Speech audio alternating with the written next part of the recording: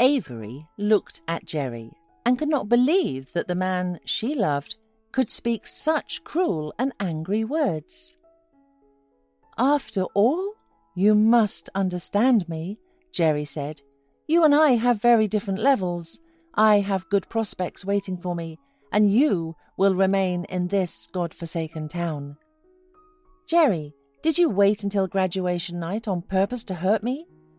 Why didn't you say anything before? Just yesterday we were dating. We were a couple. And today it's over? I want to know what happened." "I fell in love with someone else, and today she called and agreed to be with me," replied Jerry harshly.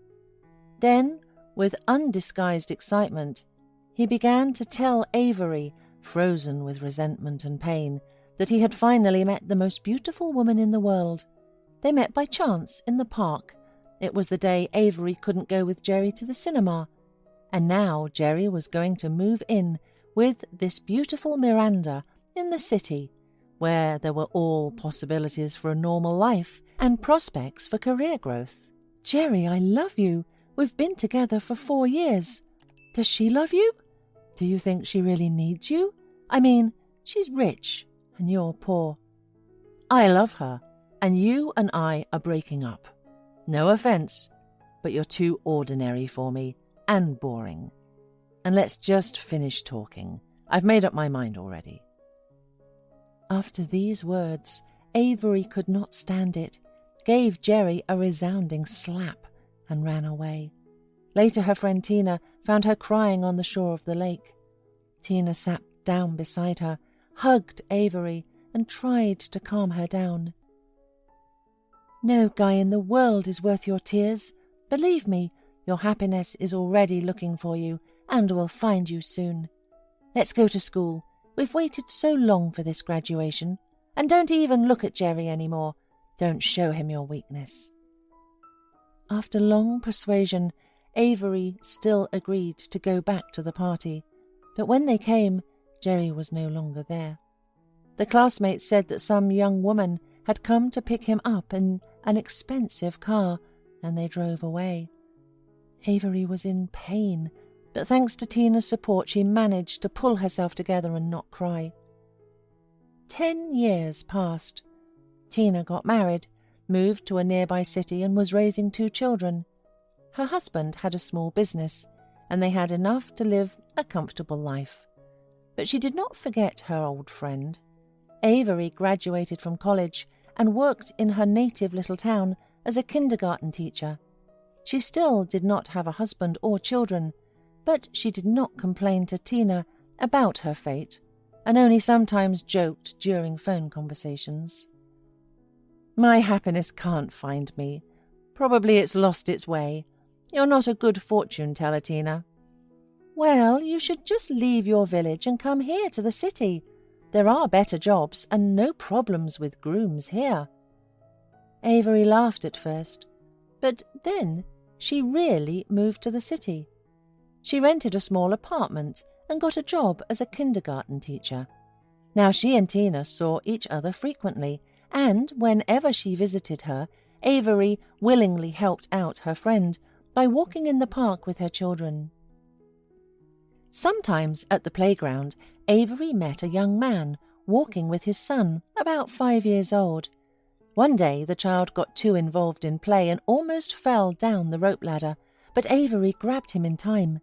His father was distracted by his phone at that moment and did not keep track of the child. Frightened, the man ran to his son and grabbed him in his arms, heartily thanking Avery for her help and introducing himself as Stanley. They talked for a short while, but soon the man thanked Avery again and left with his son, referring to his business. On the evening of the same day, when Avery returned with her children from an outing, Tina told her that today she had accidentally met Jerry at the car service. She noted with pleasure that it turned out that he had divorced his Miranda a long time ago, or rather, she herself kicked him out of the house, leaving him with nothing.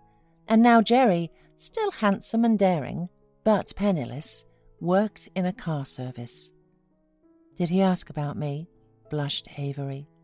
No, we hardly spoke, replied Tina, and looked at her friend. Are you still not over him?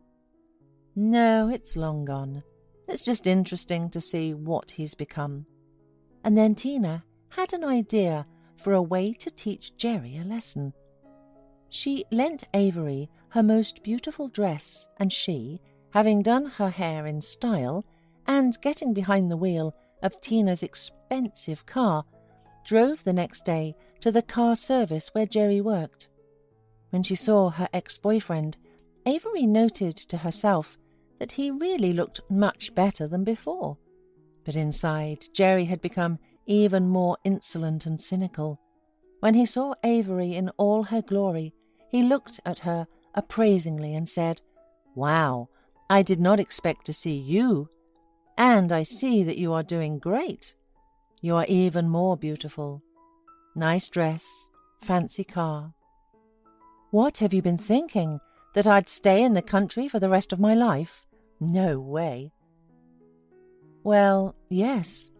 And since you happen to be here now too, why don't we meet and remember our youth?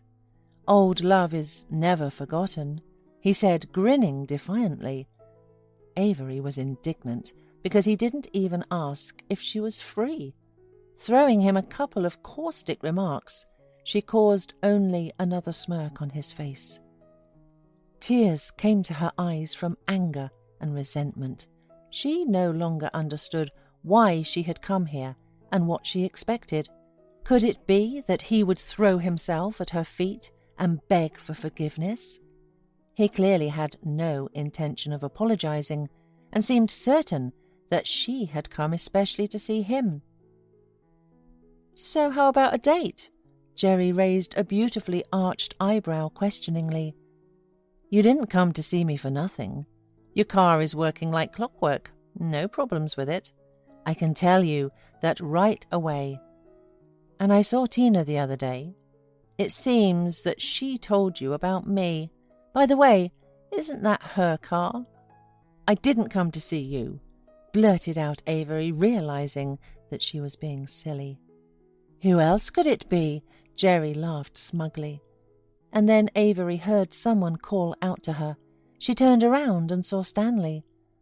Avery, how glad I am that you came to my car service. Is there something wrong with the car? No, Stanley. My friend asked me to show her car to a specialist. Stanley ordered Jerry to take care of the car immediately, and then he invited Avery into his office for coffee. The woman agreed with pleasure, and, after giving Jerry a contemptuous look, left with Stanley.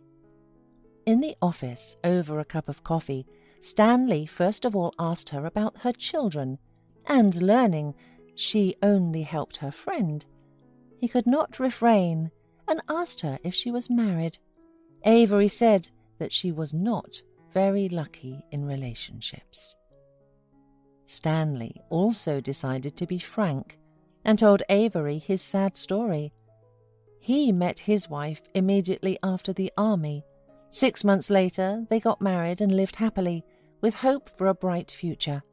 Stanley inherited 2 apartments from his aunt, one of which he sold and invested the money in the business. Business quickly picked up, and then the wife got pregnant. The pregnancy went hard, and after giving birth to their son, his wife died from a very rare complication. Stanley had been raising his son alone ever since. Avery's eyes filled with tears. She wanted to do something to help the man, but she did not know how. Seeing the impression his words made on Avery, Stanley gently squeezed her hand and whispered, "Avery, I'm glad I met you." Avery looked into Stanley's face and smiled. "Me too." 3 months later, Avery and Stanley were married. Instead of a lavish wedding, the 3 of them went to a ski resort where they had a wonderful honeymoon. And 9 months later, their friendly family had a wonderful baby girl, and their family became